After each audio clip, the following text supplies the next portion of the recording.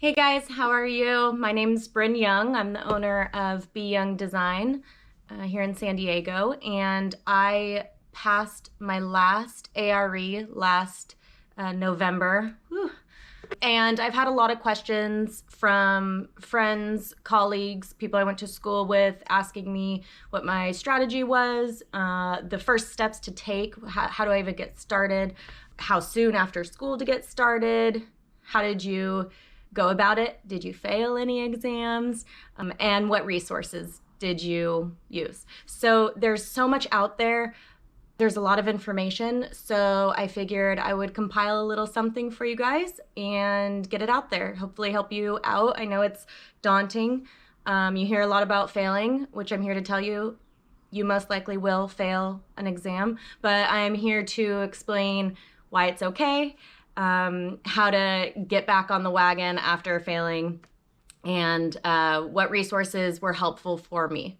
So first, the question I get asked a lot is just what should my first step be? How do I go from graduating architecture school to scheduling that first exam, sitting and taking it? And my key to success is schedule it.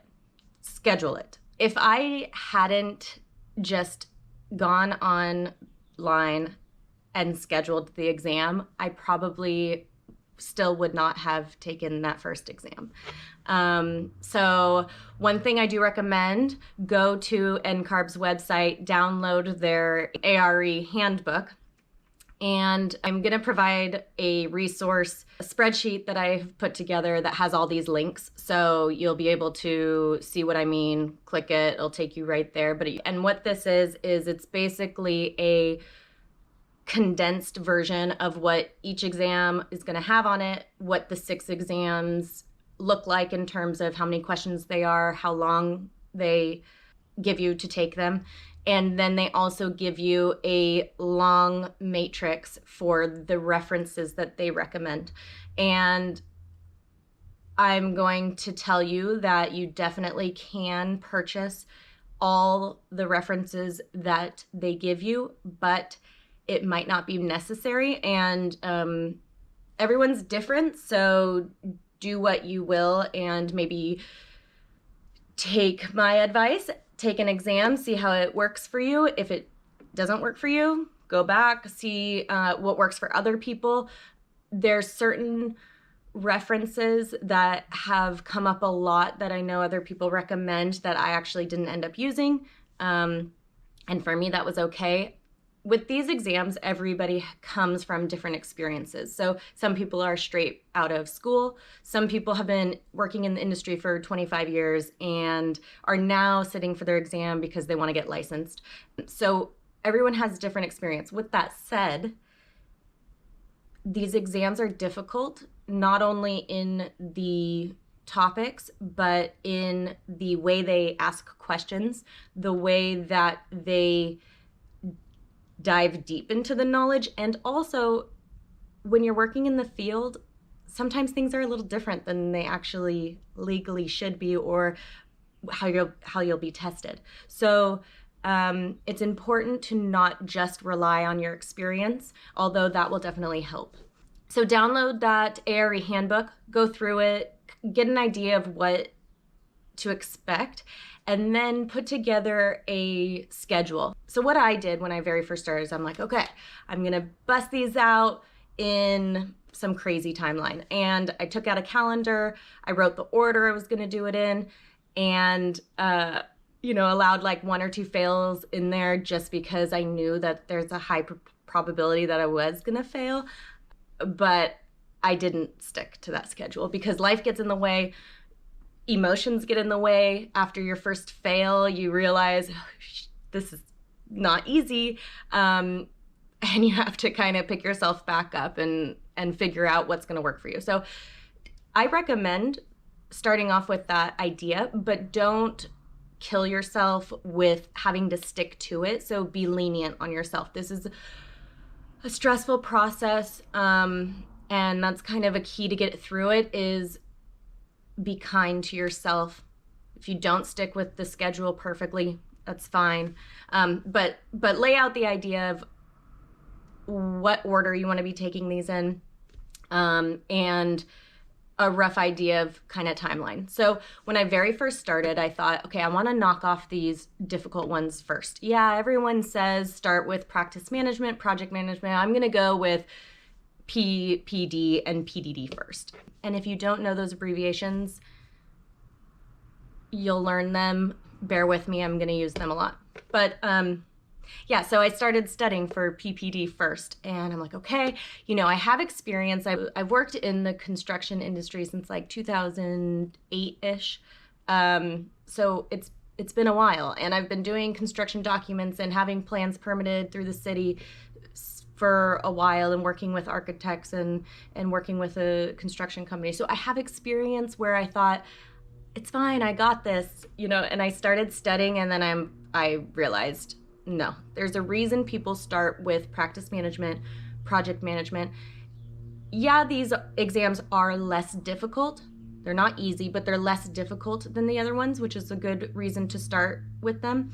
But it's also a good reason to start with them because you're getting used to the whole study process, exam process, types of questions they're going to be asking. So when you're going into your first exam, it's more so sitting there and figuring out what it's going to be like. So that's why I think practice management's a really good one to start with, rather than starting with all of a sudden you're dealing with structural calculations and weatherproofing and whatnot. So I started with practice management. I did the bundle that a lot of people do. I did practice management, project management, and construction and evaluation first, then tacked on the last three at the end: programming analysis, project, it's been a while, PPD, project, planning and development, and PDD. So I did do how a lot of people do. I do recommend that. There's so much overlap between those first three and then those last three.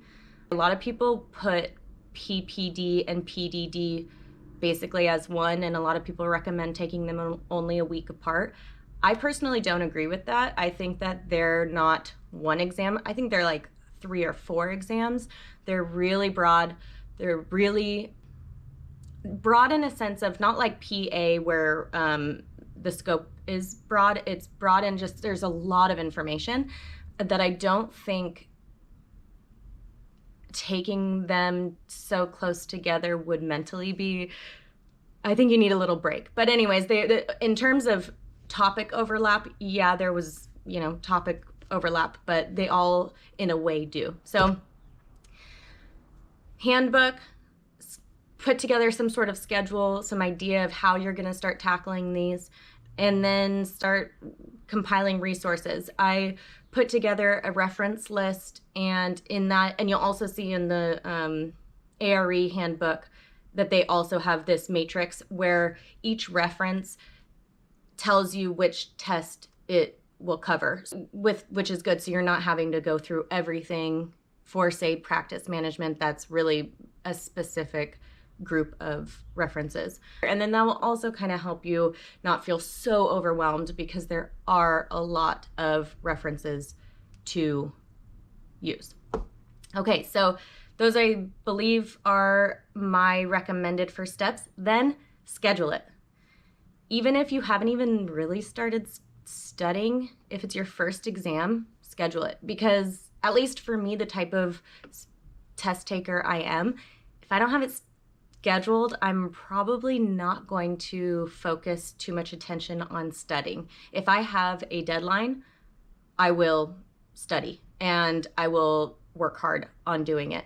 And I think a lot of people can be that way. So everyone's different, but I recommend scheduling it. And then with that too, you're just getting that first exam over. I think that first exam can be very paralyzing for a lot of people just to even schedule it because, oh, well, I don't know what to expect. I haven't studied enough. Am I ready?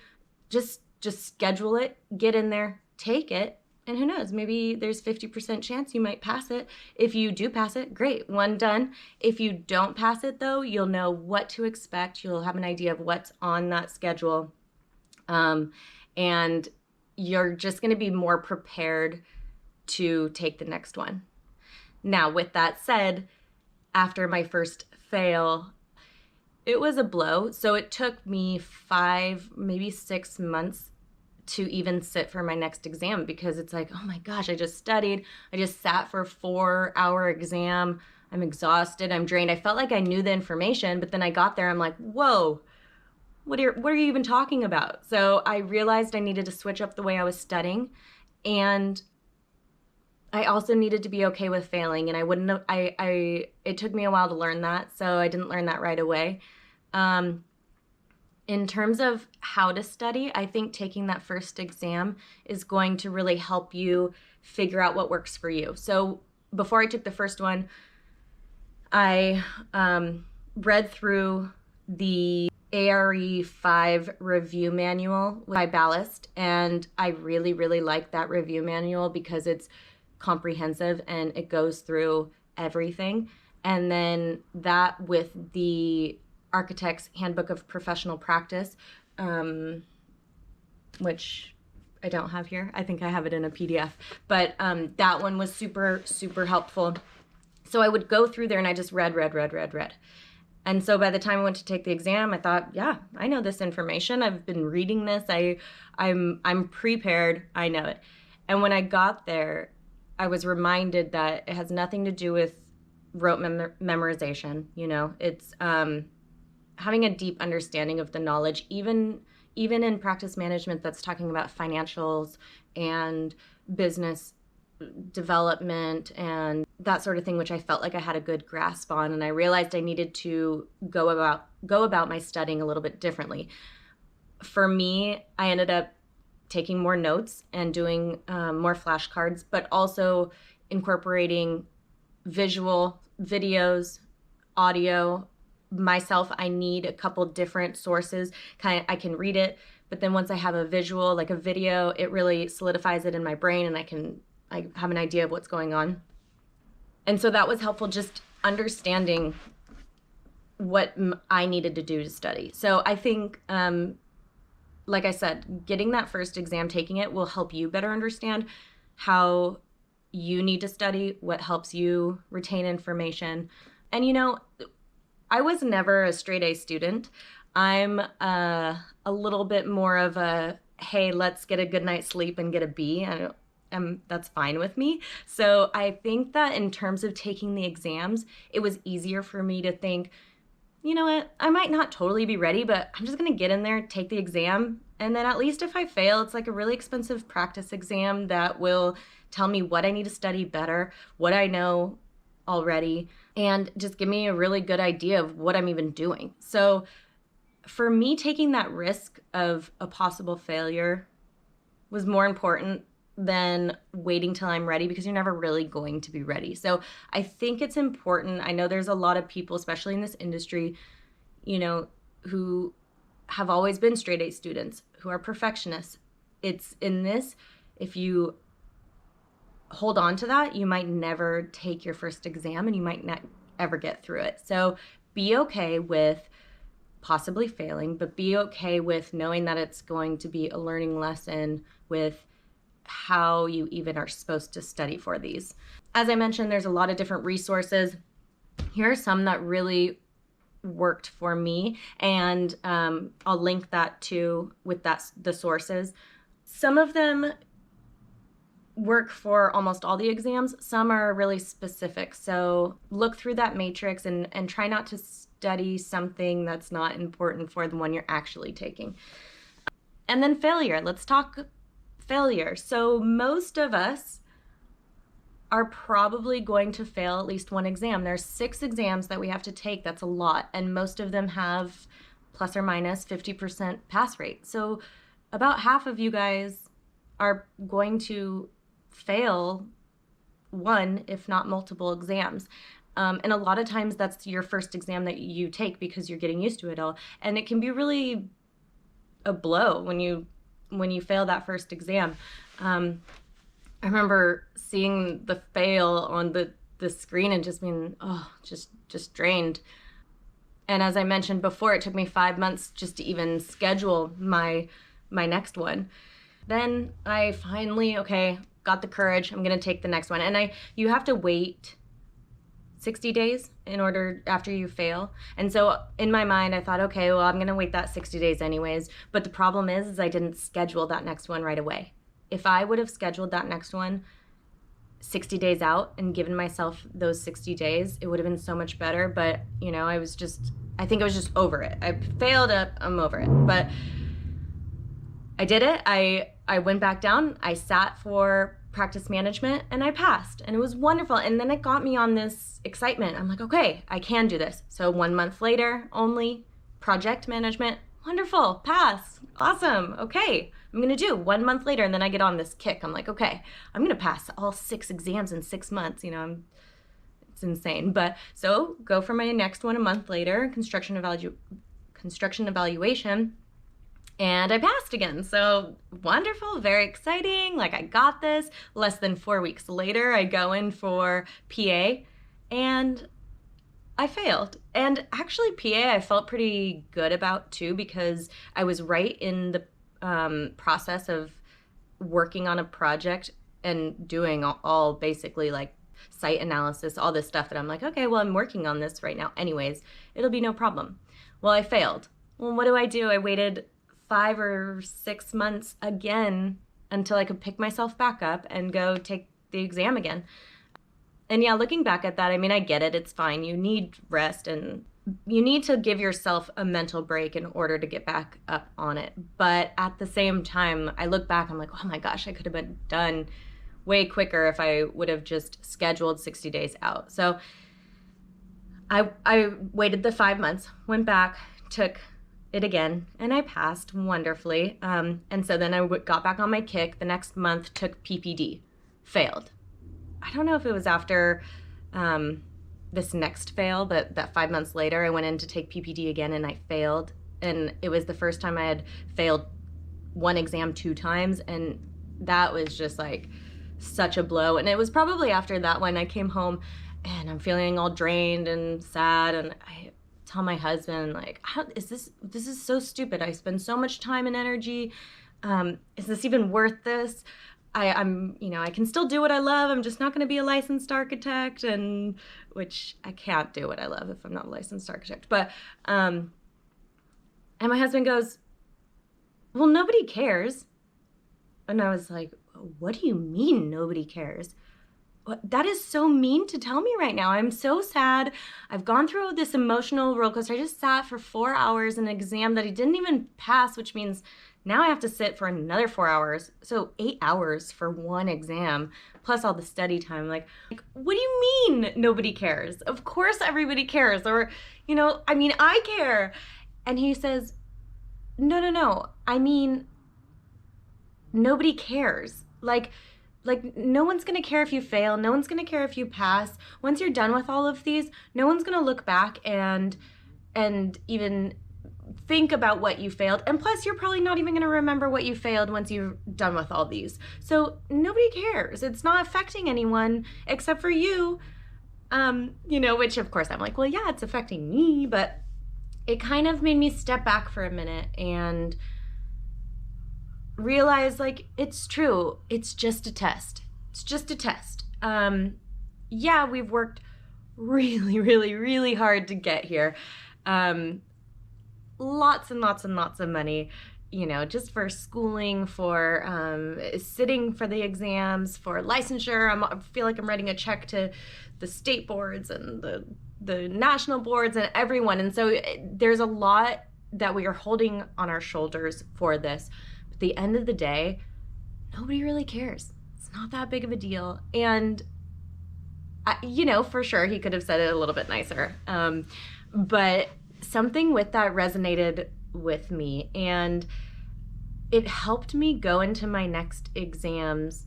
I don't know, with just this like new sense of it's not as big of a deal as I'm holding it out to be. And I think that's the case with a lot of people who are maybe hesitant to even take their first one because it's like so overwhelming. But it's like, you know, it's just really not that big of a deal. I mean, it is, but it's not.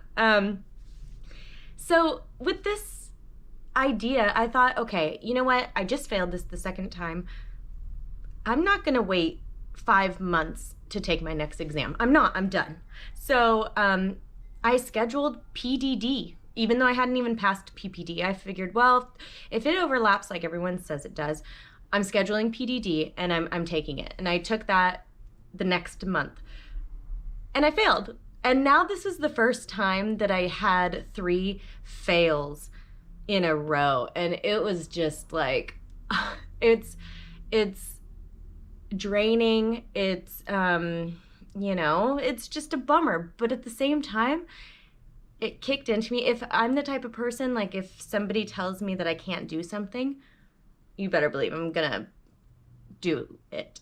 So I think something about those fails put something in me that thought, no, I'm done. I'm getting these done, and my goal is to be done with them by the end of the year. So scheduled PPD the soonest I could, which was the next month because it was 60 days. So it was the next month after PDD. And I scheduled PDD immediately, 60 days that I could after that fail. So it worked out well because I could still take one a month, which for me, I guess, I enjoy doing. So I took PPD for my 3rd time, and 3rd time's scary because if you don't pass the 3rd time, you have to wait, I believe, a year until you can take it again. And I was not looking forward to that. So took PPD and I passed, and it's like, oh, finally, okay, I don't have to wait a year. All right, I passed PPD. It's good. About a month later, taking PDD. And this was scary too because it's your final exam. There's like so much on your shoulders. And I took it, and I remember, that feeling. Well, if you haven't taken it yet, you'll get used to the feeling of, yes, end exam. And then it says, do you want to see your results? And half the time I'm like, no, I don't, but of course I do. And your heart's just like beating out of your chest. And I pressed it, and I swear to you that I actually saw fail on the screen, but I didn't. I was just in my head, and I had to look a couple times, and it said passed, and I realized I had passed my final exam finally. And it was just, even talking about it now, I'm like, oh my goodness, just the emotions. And it is emotional, and you get through it. You do get through it. Like when you're first starting, it's such a mountain to climb that you feel like you're never going to get through it. You get through it. It's amazing at the end. It's stressful. It puts other things on hold, but at the same time, you can do it. I've been working this whole time. I have a kid at home, and licensure is not for everybody. So if you have an architecture degree and you're just not interested in getting licensed, then not a big deal, but you're obviously watching this for a reason. We've been talking now for 20 minutes. So you're obviously interested. And if you are interested, if there's any part of you that does want to be a licensed architect, you got to just get through it. Get past the fear. Know that there's tons of us out here that are either going through it or have gone through it. And when you look for those people, you realize there's a really good support system out there for us. There's the ARE Facebook group is a really good group that I actually didn't even get involved with until probably my 2nd to last exam or something. But they're great because there's so many people. You realize I remember when I first failed my first exam, I left there and I Googled, I failed the ARE. And I just, we all, not us all, but a lot of us do fail the ARE. And there's so many people out there who you can talk to and relate to. And so getting on groups like that, or the NCARB community forum, there's so many people that you can talk to and not feel so alone. Like the people directly in your life, maybe people you live with, family. For the most part, a lot of them have no idea what we're going through, unless they are architects as well. But it's this weird sense of like your heart is in it because you love it so much. But then it's also this like you're being you're failing something that you love so much. It's this weird dichotomy of trying to make it all make sense without like going insane. So there's tons of us out there. So reach out to us. Reach out to people who are also still taking it, people who have taken it with questions. I'm starting this communication because I do have a lot of people asking me about, how I got through it. And I want to open that dialogue. It's taken me 6 months even just to start this after passing, because even after passing, it was like, But I think it's an important thing to just like be here together and support each other. So if there's anything, I didn't go through the exams specifically or detailed. I didn't go through my resources each one by one specifically, which I can do. And I also, I in the resource guide that I'm giving you, I do break it down. But if you did want me to maybe like go through the key ones for me, maybe a little bit more detailed about them, or if you had any other questions that you wanted to, talk about, or you want something else, communicate. I know this video is getting a little long. I've never really done this, but it seemed, for me, I'm not much of a writer, and it seemed like an easier way to communicate with you guys and let you know you're not alone, and you're gonna get through it, and you have to just stay strong, put your ego aside, dig deep in those pockets, and get through it. But let me know if you have any questions. Like I said, hit it in the comments. I'm not used to this. Those YouTubers always say, press that like button and subscribe. I don't really even know what that means, but do it if you feel inclined. And yeah, hope to communicate more with you guys. All right, have a good one.